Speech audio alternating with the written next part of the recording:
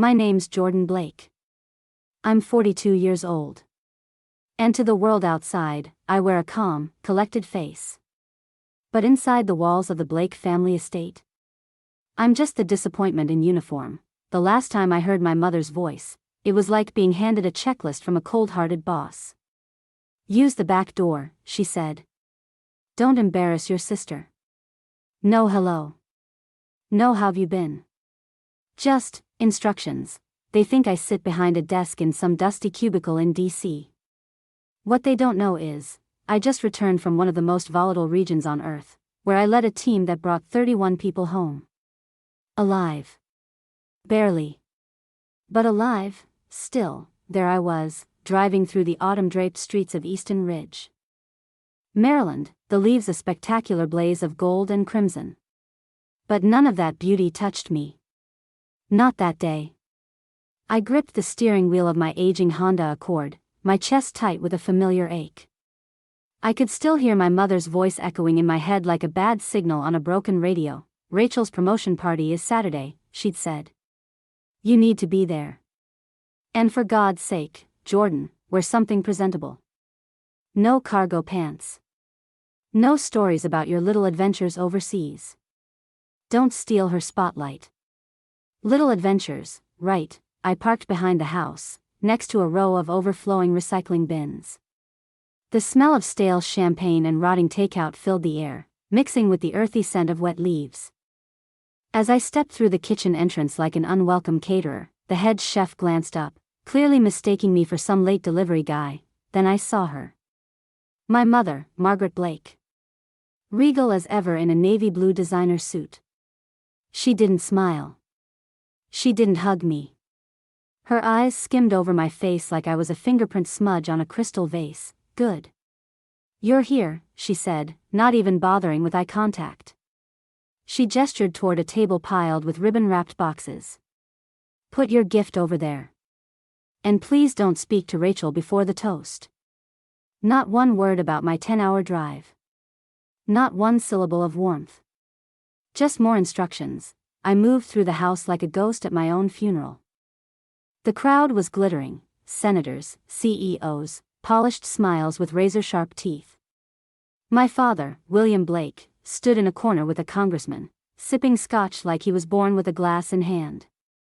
When he spotted me, he gave me a brief nod. The kind you give a colleague in a hallway. Not your daughter. And then, Rachel appeared. She floated into the room like she owned the air. Her dress shimmered like water, and her smile was camera-ready. Oh, there you are. She called, waving dramatically. Everyone, meet my sister, Jordan. She works in government. Some kind of desk job at Langley, I think. A round of polite, tight-lipped chuckles rippled through the crowd. Desk job. I felt the heat crawl up my neck, but I smiled. That practiced, plastic grin I'd spent 2 decades perfecting. Because in their world, appearances were everything, and I was the glitch in the system. To them, I wasn't just invisible, I was inconvenient. When I couldn't take another second inside, I slipped out onto the back terrace. The air hit me like a wake-up slap, cold and clean. The laughter and clinking glasses behind me faded as I leaned on the stone balustrade, breathing like I was trying to find my center, and that's when I saw it, holding open one of the heavy French doors, casually shoved into the gap like a piece of scrap wood, was an American flag. Folded. Perfectly. And filthy, my heart stopped. It wasn't just any flag. It was David's. The one that had draped his coffin after he died beside me in Damascus. I had nowhere safe to store it. No place that felt worthy of it. So I had given it to my mother, for safekeeping. For respect. Now here it was. Being ground into the stone. One corner fraying from the wind and rough floor. I dropped to one knee. Not out of habit. Not out of ceremony. Just pain. I picked it up, slowly, brushing the dust from the stars with the side of my palm. It felt like holding a ghost. That was the moment something cracked. Not loudly, quietly, but permanently. I carried the flag into the house and disappeared into my father's study. It was a museum of legacy, leather chairs, mahogany shelves, and picture-perfect memories of the Blake family's curated greatness. On the walls were framed moments: Rachel shaking hands with a senator, my brother getting his doctorate, family portraits in golden frames. I scanned until I found the one photo that used to include me, but I wasn't there. I stepped closer. They had cropped me out. Literally, where I used to stand, there was now just a sliver of the garden hedge. I reached out and touched the jagged cut in the photo. It wasn't even done cleanly. Like I was an afterthought. A blemish they needed to erase. My aunt once joked about it at Thanksgiving. Your mom got a smaller frame. Dear. Had to trim it a bit. You just didn't fit anymore. Didn't fit, I wasn't a daughter. I was clutter, standing there with that flag in one hand and my memory carved out of the frame. I remembered the moment this all began. 20 years ago, in that very room, I hadn't dropped out of the FBI academy like they told everyone. I had been pulled, recruited, for a classified program that didn't officially exist. When I tried to explain it, they looked at me like I had betrayed them. My dad didn't yell. That wasn't his style. He just said, "So, you're quitting. What are we supposed to tell people?" Like my life was a PR problem, my mother. She just sipped her tea and said, "Not everyone is meant to be exceptional." Jordan. Soft. Cruel. Final. That sentence, "Not everyone is meant to be exceptional," became the soundtrack of my life. It echoed in the silence after every missed call, every ignored text, every family gathering I wasn't invited to. It was a lullaby of disappointment, playing on loop in the back of my mind. I stood there in the library, cradling David's flag like a lifeline, staring at that wall of achievements. Diplomas. Medals. Framed smiles, but not a single trace of me. They celebrated polish. I was grit, they framed perfection. I survived imperfection, they honored success they could explain.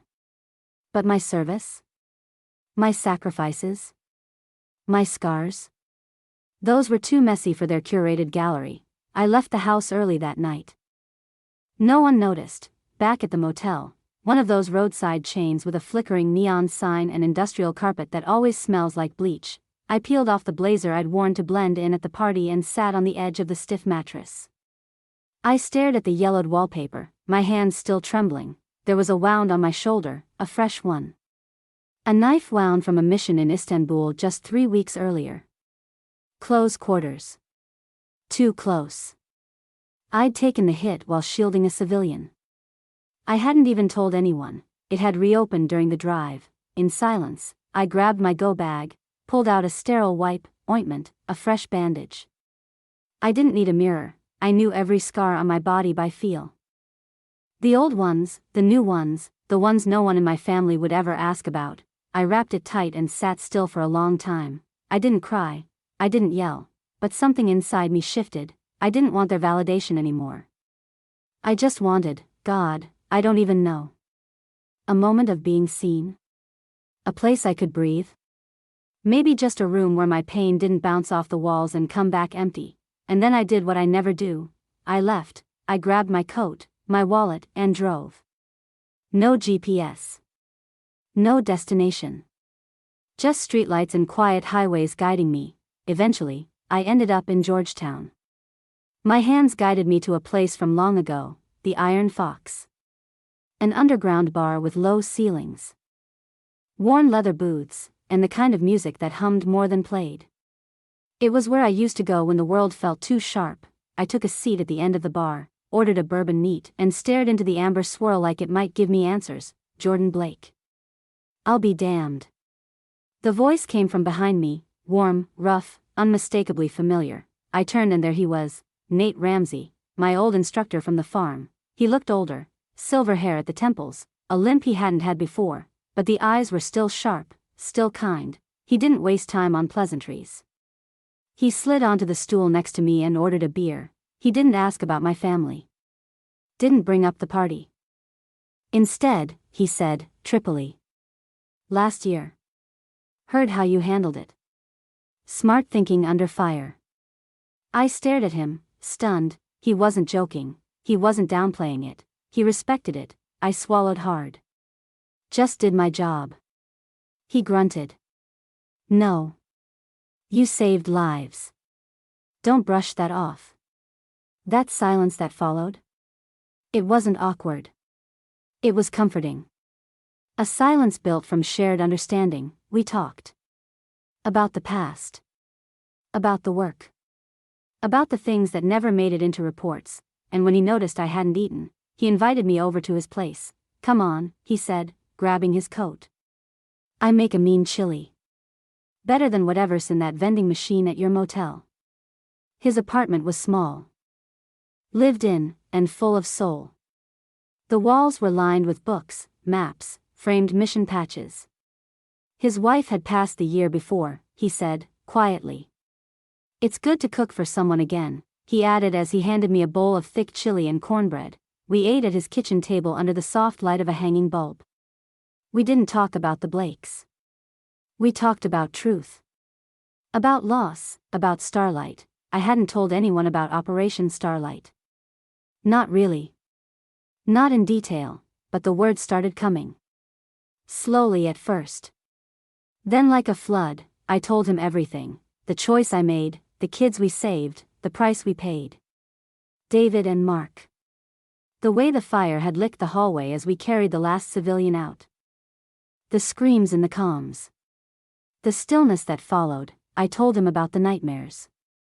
The guilt. The fear that maybe, just maybe, I had done the wrong thing. Even though I knew I hadn't, he listened, not like someone waiting to reply, but like someone bearing witness. When I finally stopped talking, the room was heavy with truth.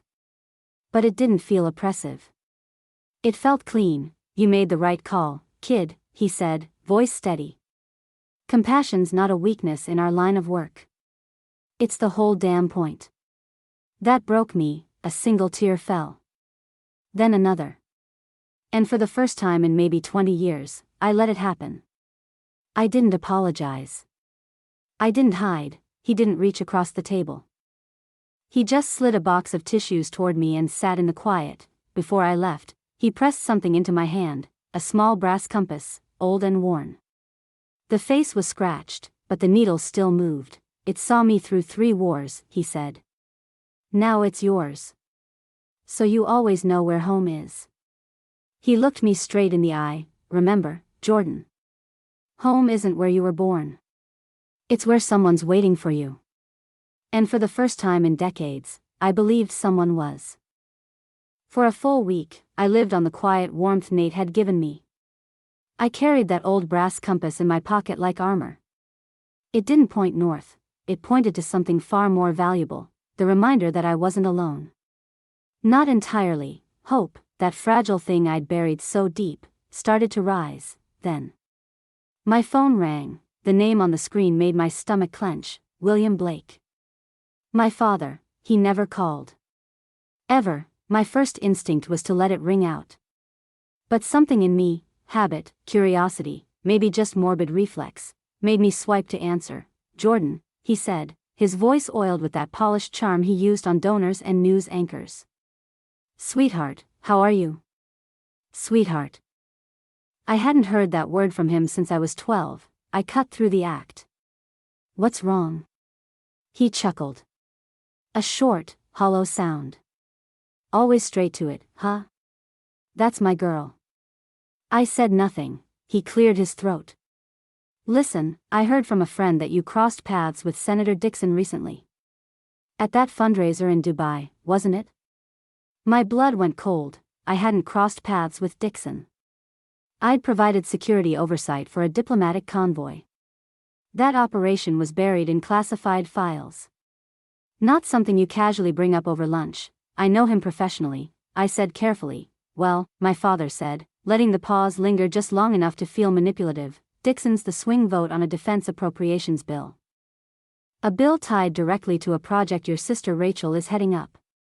It would be a monumental step for her. I didn't say anything, he continued, and I was just thinking. Maybe you could make a call. Nudge things along. Just a word, for the family. There it was, that phrase, for the family.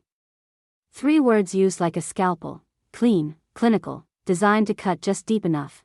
Not once had he asked about my work. Not once had he wanted to understand what I did, what it cost me, what it meant.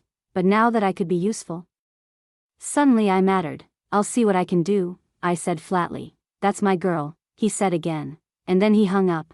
I sat there, phone in hand, breath caught in my throat. Not because of what he asked, because of what he didn't. No, how are you? No, are you safe? Just, leverage me, use me, like a Rolodex contact. 2 days later, my mother called. Her approach was different, softer, more polished, like everything else about her. She invited me to lunch at the Hayworth Club, a power lunch spot near the Capitol. Glass walls, white linen, quiet servers who remembered your drink order before you sat down. She knew I hated that place. I showed up anyway. Dressed simply, in slacks and a button-down blouse. No makeup. No armor. She, on the other hand, looked like a political magazine cover. Cream blazer, pearls, hair perfect, for 20 minutes. We danced around the issue. She talked about her upcoming Tuscany trip, about Rachel's brilliance, about the gala she was organizing for cancer research, and then, finally, she set down her iced tea spoon with a soft clink. Your father mentioned he spoke with you, she said, her voice cool and even. It's very important that you support your sister right now. You owe this family that much. I blinked. A laugh almost escaped. Not a happy one. A cold, shocked exhale. Oh, you? I said, my tone low. Her eyes narrowed just a fraction. Your father and I gave you everything. A good name. An elite education. Opportunities. You mean the ones you abandoned the moment I made a choice you didn't understand? I asked. You chose a path that made it impossible for us to support you. No, I said, shaking my head. You chose to turn your backs. There's a difference. She leaned forward, voice dropping into that razor-thin whisper she always used when she wanted to seem intimate while delivering a blow. You've always been self-centered, Jordan. Your secret life. Your refusal to stay in the family's light. You never understood what it means to serve a greater cause. Mom, I said, voice calm now. I don't owe you a damn thing. That lunch ended in cold silence. I didn't expect what came next. That evening, there was a knock on my motel door. It was Rachel, standing there with a bottle of Cabernet in one hand and a fake smile plastered across her perfect face. Big sister, she said, sweeping into the room uninvited. I just came to make peace. She looked around with subtle disgust, wrinkling her nose at the beige walls and the humming mini fridge. She set the wine down like it offended her. I know things got heated. But we're family. We shouldn't fight. I wanted to say thank you for even considering helping me. I'm not helping you, I said, closing the door behind her. She turned, blinking. Her smile didn't fade, it just stiffened. Oh, come on, she said lightly. Let's not be petty. Look, if you help me, I can help you. I have connections. I can get you out of whatever weird classified corner you've been hiding in. A desk job. Something stable. Benefits. Visibility. I stared at her. She was offering to save me. From the very life I had built, earned, bled for. It wasn't an offer, it was a bribe wrapped in condescension. I don't need a job, Rachel, I said quietly. And I'm not burning the credibility I've built over a decade to boost your career. She stepped back like I'd slapped her. Her smile vanished. Fine, she hissed, eyes flashing with a venom I hadn't seen since we were kids. Be that way. She grabbed her purse, leaving the wine behind like a prop she no longer needed. At the door, she turned and said the words that would haunt me, then don't blame me. She meant it as a warning. But it was a declaration of war, and she had no idea who she was threatening. Rachel's warning, don't blame me, lingered in the stale air of my motel room long after she left. I should have known she wouldn't wait long to keep her promise. Just 3 days later, I was back at the Iron Fox, sitting at the bar with Nate. It was late afternoon, the crowd still thin, the lights low, and the air thick with the scent of oak and old beer. We were halfway through our first drink when my phone started buzzing, not just once, buzz after buzz after buzz, text messages. Emails. Missed calls from numbers I hadn't seen in years, old colleagues, analysts, even a few handlers from overseas. All of them lighting up my screen like a switchboard during a crisis. My heart started pounding. This wasn't normal. I tapped the first message. It was just a link. No text. A sinking feeling hit me as I opened it. There it was, the headline, plastered across a right-wing political blog known for sensationalizing DC scandals, Operation Starlight, heroism or reckless endangerment. My throat went dry. The article was brutal. A carefully crafted smear piece, quoting an unnamed family insider who painted me as a loose cannon. A rogue agent who broke protocol, endangered lives, and cost America 2 operatives, all to play hero for a few unnamed foreign civilians. No mention of the hostage children, no context, just a damning narrative of ego and failure. I kept reading. Hands trembling. It claimed I'd acted without orders, implied there'd been a government cover-up, hinted that the CIA had buried the story to protect their golden girl gone rogue. But it was the source that stopped me cold, a source close to the Blake family. Rachel, she had taken the most sacred moment of my life, the hardest decision I'd ever made, and twisted it into a weapon. She hadn't just come for my reputation, she had desecrated David and Mark's memory. I couldn't breathe. I slammed my glass on the bar, tossed a few bills down, and muttered, "I have to go," to Nate, who looked up with concern but didn't stop me. I was already moving. The drive to Rachel's condo felt like a blur. My pulse roared in my ears the entire way. I didn't knock. I stormed through the lobby, up the elevator, and straight into her luxury apartment. Jazz music played softly in the background. She was in the middle of a little wine and cheese gathering with her circle of carefully curated friends, political aides, influencers, DC elite types. All of them turned as I walked in, breathing hard. Rachel froze. Her glass of Sauvignon Blanc dangled in her hand. I walked across her Persian rug and shoved my phone into her face, screen still glowing with the article. "What the hell is this?" I asked, low and deadly. Silence fell like a dropped chandelier. Then, laughter. One of Rachel's friends, a glossy-haired woman in a blazer 2 sizes too tight, let out a giggle. "Oh my God, Rachel," she said. "You actually did it. I told you leaking that would work." The room turned to ice. Rachel's eyes snapped to her friend in horror. She hadn't meant for the truth to slip. But now it was out. I turned my gaze back to Rachel. I didn't raise my voice. I didn't make a scene. I spoke the way I had in interrogation rooms. Calm. Focused. Unmistakably final. "You didn't just betray me," I said. "You betrayed the memory of the men who died so you could keep sipping your white wine in your perfect condo." Her face turned ghost pale. I looked around at her guests, their expressions shifting between discomfort and shame. I didn't stay for her excuses. I turned and walked out. No screaming. No drama, just a cold, clean exit, and as I stepped into the night air, something inside me snapped into place. Not rage. Not grief. Resolve. The years of silence, the years of letting them define me, of shrinking to fit their image, of swallowing betrayal after betrayal, those were over. This was war now, and I don't lose wars. Back in my car, I pulled out my secure phone, the one I hadn't used in years. I punched in a number from memory. It rang twice. Director Keller's office. "This is Jordan Blake," I said, voice clear. "I need to speak to the director immediately. And I need a keynote slot at the upcoming National Security Conference." There was a pause. Then, "What's the topic?" I stared straight ahead, headlights reflecting in the windshield. Lessons from nameless operations. They wanted to play dirty. I was about to show them what clean power really looked like. The next morning, I sat across from Director Keller in a high-security briefing room inside Langley. Soundproof. No windows.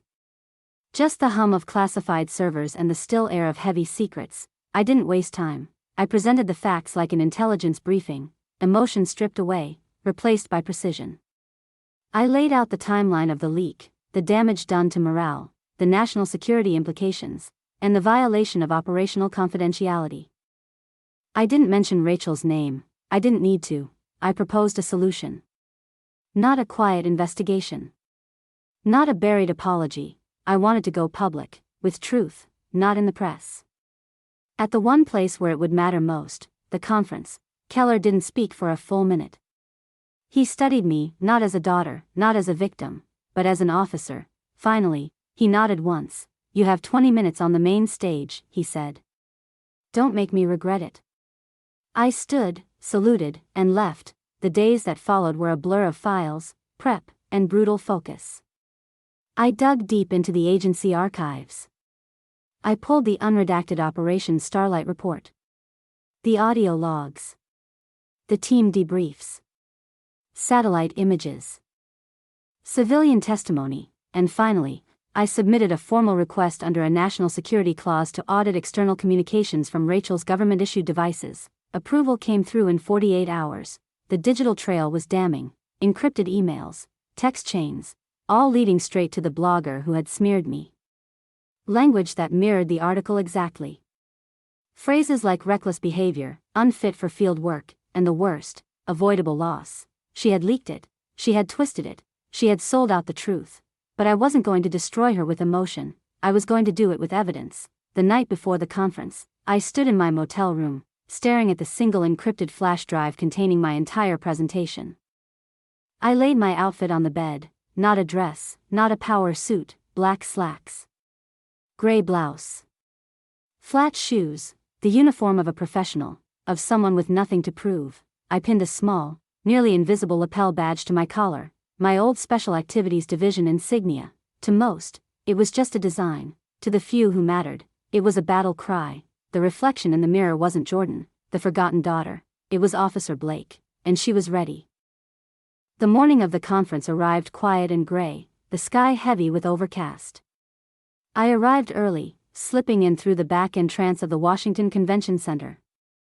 The halls buzzed with nervous energy, staff members with clipboards, coffee carts wheeling by, security sweeping the perimeter. Inside the green room, the air was stale with too much cologne and too many rehearsed speeches. I sat alone, reviewing my slides one last time, not for polish, but for precision. Across the hall, I could hear the murmur of the crowd. Thousands of attendees, intelligence officials, analysts, operatives, diplomats, every seat filled. This wasn't just a conference. It was the conference where reputations were built, where narratives were cemented. My family was already seated in the front row, a courtesy offered to keynote speakers. But for them, it would feel more like sitting on the witness stand. I didn't care. The moderator's voice rang out over the speaker system. "Ladies and gentlemen, please welcome our final keynote speaker, Officer Jordan Blake." The applause was polite. I stepped onto the stage. The spotlight hit me like a punch. I didn't flinch. I didn't hide behind the podium either. I stepped forward, wireless mic in hand, the massive screen behind me still black. I took a breath. "Good morning," I began, my voice steady and clear. "The program says I'm here to speak about asymmetric threats in modern conflict. But today, I want to talk about something even more dangerous." I paused. Let the silence settle. I want to talk about the cost of truth. The crowd shifted in their seats. Phones were lowered. Heads turned toward the stage. "This is the story of Operation Starlight," I continued, "an off-books mission that didn't make headlines. But it should have. Not because it was glamorous, but because it was real." I told them the truth, the actual truth. I walked them through the mission, the bad intel, the compromised compound, the decision point. I described the civilians, the children, the impossible choice I had to make. I told them how we diverted, how we saved them, how the delay cost us David and Mark. I spoke their names aloud. I told the audience who they were. Not ranks. Not stats, men, friends, David, with his stupid knock-knock jokes. Mark, who always carried candy for the kids he met on missions. And then I pivoted. "I've stayed silent about this for years," I said, "out of duty. Out of respect. But silence can be a weapon, too. And recently, that silence was exploited." I turned to face the crowd directly. "There have been allegations," I said.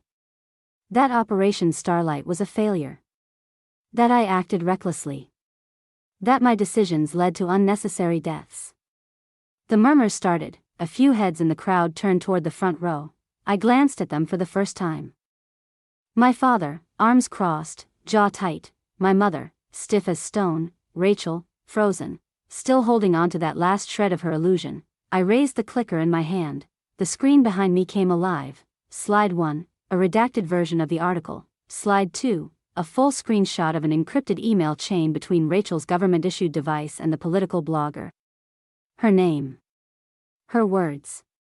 Her betrayal. Key phrases were highlighted: reckless conduct, desperate for validation, a tragic but preventable loss. A collective gasp filled the hall. I let the silence hang for a beat. Then I spoke, my voice softer now, but no less firm. But I didn't come here today to expose betrayal. I clicked again, the screen changed. Slide 3, official photos of David and Mark, both in uniform, both smiling. I came here to honor the ones who gave everything, I said. They didn't die because of a mistake. They died because we chose to save lives. I clicked again, final slide, a video clip sent by one of the rescued civilians. A man in his 40s, speaking halting English, thanking the people who came from the sky to save his children. Then, the camera panned to his daughter, a small girl with wide eyes. She looked straight into the lens and said, "The lady with the sad eyes, she saved us. She saved my brother." The screen went black. I turned back to the audience. "The value of an operative isn't measured by medals or ceremonies," I said. "It's measured by the lives they protect. The people they lift out of darkness." I let that hang, then I looked at Rachel, dead in the eyes. And sometimes, the people who try to dim your light are the ones most terrified of what you reveal when you shine. I ended it simply, "Thank you." For a moment, there was nothing, then, one clap. From the back, then another, and then, the entire auditorium was on its feet, thunderous applause. Not out of politeness, but raw, unfiltered respect. But I didn't look at the crowd, I looked at my family. My father was pale, my mother stared at her hands. And Rachel, her world had crumbled, and for once, she couldn't talk her way out of it. I turned and walked off stage, heart thudding. Not with adrenaline, with peace. The applause faded, but the silence that replaced it felt even louder. For hours after the keynote, my phone didn't stop buzzing. Emails, texts, messages from colleagues, old friends, even former superiors. Some just sent a single word, respect. Others said finally.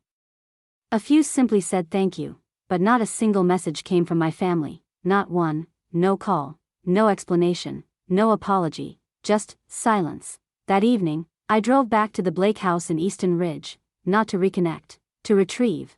There were a few things left in my old room. A box of dog-eared paperbacks. A photo of me and David taken in some dusty safehouse courtyard years ago. And the folded flag, the one I'd trusted to people who never knew how to carry it. The house was quiet when I walked in. Not a sound. They were all in the formal living room, the one reserved for donors, senators, important visitors. My father stood by the window, staring at nothing. My mother sat, hands folded in her lap, unmoving. Rachel was curled into a ball on the couch, eyes red and glassy. It felt like a funeral. But the corpse was the illusion they'd spent decades maintaining. "You've destroyed everything," my father said, voice low and trembling with rage. "This family's name. Your sister's career. All of it, gone. Because of your selfishness." I looked at him calmly. "No," I replied. "I didn't destroy anything. The truth just turned on the lights." He clenched his fists. "You don't understand what you've done."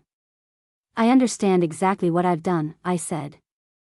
"I stopped letting you rewrite my story." My mother finally looked up. And for the first time, I saw something crack behind her eyes. "Jordan," she whispered. "I'm sorry. I didn't know." "You didn't want to know," I said. "I was trying to protect Rachel." "You weren't protecting her," I said gently. "You were enabling her. You let her believe ambition matters more than integrity." She flinched. Not visibly, but deep inside. I could feel it. Then I turned to Rachel. She couldn't even meet my eyes. I knelt in front of her. "I don't hate you," I said softly. "But I can't keep you in my life." Her shoulders shook. "You need to find your own light, Rachel," I said. and stop trying to extinguish everyone else's. I stood, reached into my coat pocket, pulled out the key to the house, set it on the coffee table with a quiet metallic click. "This is the last time I'll be in this house," I said, to all of them. "And I'm okay with that." I didn't slam the door, I didn't yell, I simply walked out. Each footstep on the marble floor was its own kind of liberation. As I pulled away, the manicured lawns and towering hedges of Easton Ridge slid past my window for the last time, and in their place, a strange new silence. But not the hollow kind, this one was peaceful. 6 months later, I found myself in a completely different world, a small cabin nestled in the quiet folds of the Blue Ridge Mountains, Virginia. My closest neighbor was a mile down a gravel road.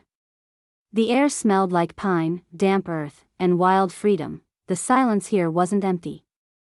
It was full. After the conference, Director Keller called me in. No small talk. No tiptoeing. He offered me a new role, head of strategic training for incoming case officers. I wasn't leaving the agency, but I was done with go bags and burner phones. Now, I train the next wave. Teach them more than tactics. I teach them what no manual covers, how to make impossible choices with a steady hand and a full heart. Nate visits every few weekends. We fish. We sit on my porch. Sometimes we talk. Sometimes we don't, it doesn't matter. We understand the value of quiet. This, I realized, is what home feels like. It's not granite countertops or family portraits, it's peace. It's being known and accepted without needing to perform. One crisp morning, as I sipped coffee on the porch, flipping through the mail, I saw an envelope with no return address. But the handwriting was unmistakable. Rachel. I opened it slowly. Inside wasn't an apology, just a single page. It was a transfer order. Rachel had voluntarily stepped down from her high-profile role. She'd been reassigned to a small field office in the Midwest. At the bottom of the form, in her handwriting, was a note. "I'm learning to find my own light. Thank you for showing me the dark." I folded the letter and slipped it back in the envelope. No tears, no anger, just a quiet release. She was finding her path now, and I was finally free to walk mine. That morning, as the sun broke over the mountains, I stepped onto my porch with a fresh cup of coffee. The wind moved through the trees like a whispered hymn. I looked down at my hands, strong, scarred, steady. My fingers brushed the burned scar on my arm, a souvenir from starlight. For years, I saw it as a flaw, but now, I saw it as a map. Each scar was a landmark of the battles I survived. Not just missions, but family, identity, silence. They weren't shameful anymore, they were proof I'd lived. I took a deep breath, the cool morning air filling my lungs. This life, I built it, I earned it, and as the sun climbed higher, spilling light across the ridges, I smiled, not because everything was perfect, but because, for the first time in my life, I wasn't looking back, I was finally looking toward the light.